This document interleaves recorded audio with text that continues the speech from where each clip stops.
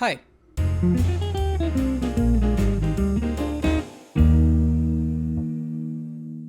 In this video I will show you how to interpret and play odd time signatures. And I say interpret because they might be difficult to grasp at first, so I think it's a good idea to show you a few perspectives in order to feel them properly. And before I continue, don't forget to subscribe for more videos every week. It would really help me for making videos full time.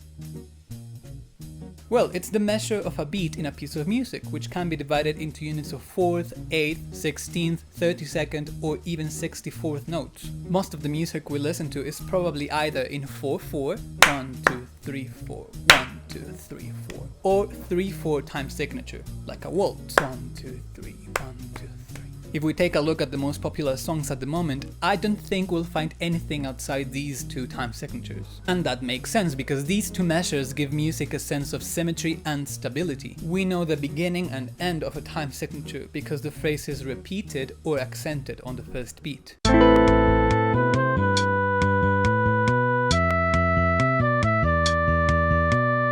So, what is an odd time signature? Pretty much any measure that isn't a multiple of 4 or 3. That means we wouldn't say 8/4 or 6/4 are odd, but 5/4 and 7/4 definitely are. And actually we should start talking about these two guys because they are some of the most common odd time signatures ever, so much that 5/4 has been used in several media soundtracks such as the Halloween theme song and the Mission Impossible theme song. Let's start with 5/4. Well, the thing with odd time signatures is that you don't usually play long phrases to fill on the beat. Instead, you subdivide the measure in shorter melodies, usually in groups of 2s, 3s and 4s. If we listen closely to most 5/4 compositions, we'll notice that they use what we call the 5/4 clave. For this, we divide the beat in 8 notes and we feel it as follows. 1, 2, 3, 1, 2, 3, 1, 2, 1, 2, 1, 2, 3, 1, 2, 3, 1, 2, 1, 2.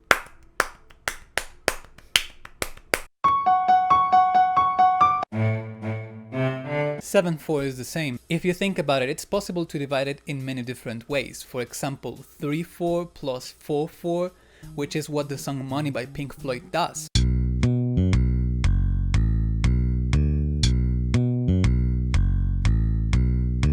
And actually, the longest your time signature, the more you can experiment with it. A cool way to do it is, for example, play 4 bars of straight 4/4, which then is 16/4, then do the same, but take 1 or 2 beats away. This can become, technically, a 31/4 time signature. Steven Wilson does this in the bass line on the song Luminol.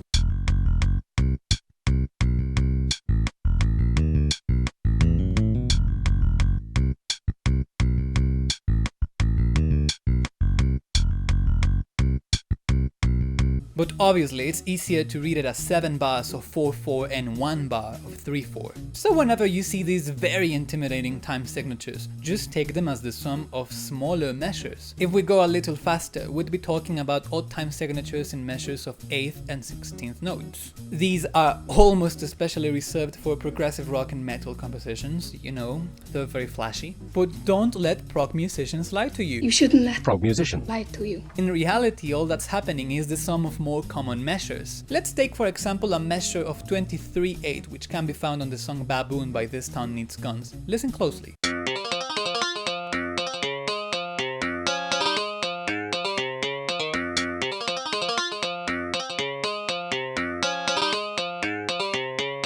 It might sound very odd, but it's just 5 bars of 4/8 followed by a bar of 3/8.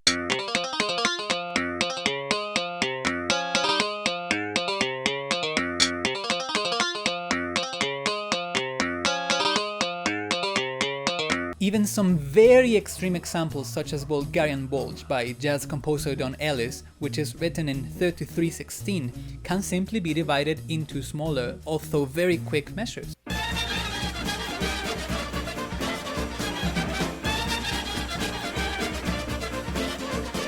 Maybe a bit slower?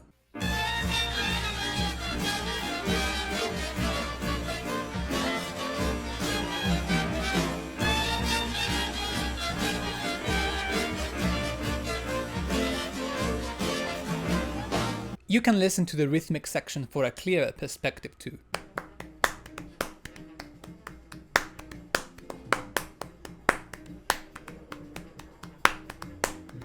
Finally, another cool way to write odd time signatures is to do the complete opposite, subdivide a common time signature into odd timed measures. The song Schism by Tool has a bass line that plays 5/4 followed by 7/4, thus making 12/4, which can be equally divided into bars of 6.